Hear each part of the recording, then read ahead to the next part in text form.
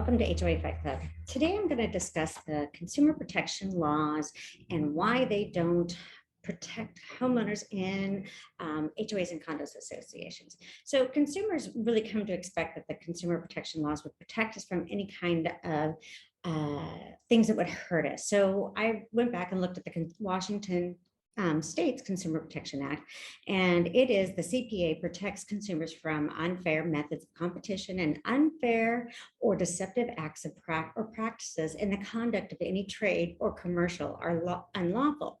Now, the association it's not like it's a trade business, but the association does supply a service. They are the people that have to contract for our yard maintenance, for any property managers to manage the property. They have to sign the utilities. Most, the condo associations supply water, sewer, gas. They take care of our roads. These are things that they supply to the consumers. Now, just because we pay the association, it should not hold the corporation of, which is the association, not liable for their actions. So, there should always be governance and accountability. So I went through and I wrote some things, and I thought I would just kind of go through these. So why are these corporations excluded and held harmless for their actions under the laws? So why are those? That's my first question. And then the second question is, why are predatory property managers and attorneys also held harmless?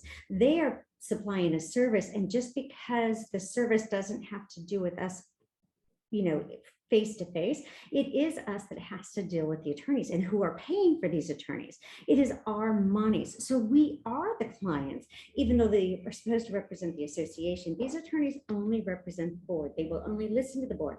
If another member of the corporation calls an attorney up and says, hey, I think the board's violating the CC&Rs, that attorney will have nothing to do with that homeowner, and they will only defend the board of directors, even if the board of directors is doing wrong, instead of helping the association, which is all the homeowners.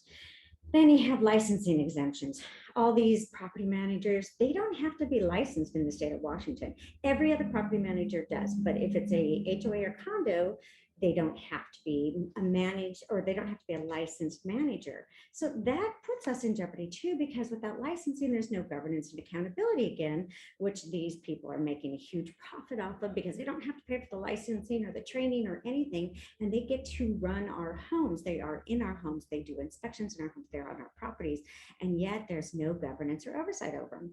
So no contract law exists in these corporations. So we don't have a contract with the corporation. We only have governing documents, covenants that we have to follow. So those covenants are like the Constitution. You can't just throw them out. You have to follow them. But what it does, it holds the homeowner responsibility.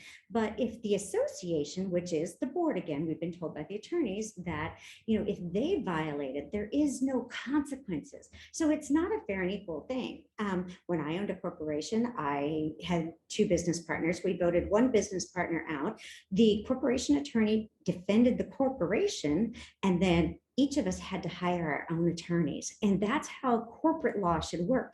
But again, HOA and condo associations are nonprofits that are allowed to ignore these laws. And then, since there is no contract law, they can violate the governing documents anytime they wish. The association can, but the homeowners can't. We lose our homes if we don't follow along. Under these laws, they are exempt from the Constitution. So these covenants are above the United States and the Washington State Constitution. They matter before these laws do, which there should be no exemption. They can violate their constitutional rights of its members. They can do things that a normal person wouldn't, like a mayor couldn't go in and say, you can't have the flag, or your grass is too high. That's not what the mayor's job is. The mayor's job is to bring in the money, make sure that it's being spent right, have a good budget that works for the people that supplies us our services and everything else. So it would be like the same if a mayor could fine you for, speeding, and then they could, offer you no due process. These corporations are given special privileges to fine with no due process and foreclose on the home above the mortgage. So they get to keep all the money they get for this home. That mortgage still belongs to that homeowner, which hurts the homeowner, which also hurts the financing company, which is the mortgage company, and that hurts commerce. So these are under the Consumer Financial Protection Bureau. These should be protected items. So these corporations are exempt from all the federal laws.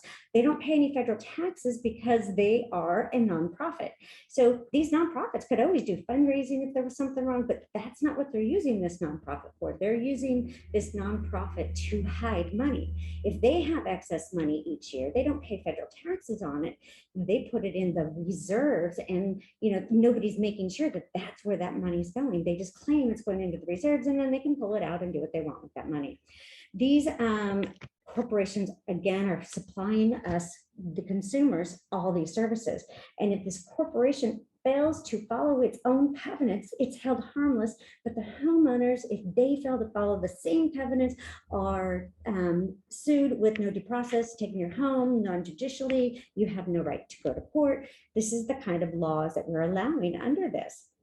So one more thing. So I've been trying to make sure that this is coming up to the Attorney Generals, because under the Consumer Protection Act, damage is established when there has been any damage. In practice, this means anyone who suffers damage as a result of the defect is entitled to claim, and not just whoever bought the product. So us as consumers, we buy these homes with the under the guise that the association is taking care of things, that they're running things appropriately, that everything's good, the board is being ethical, property managers ethical, and the attorneys are ethical.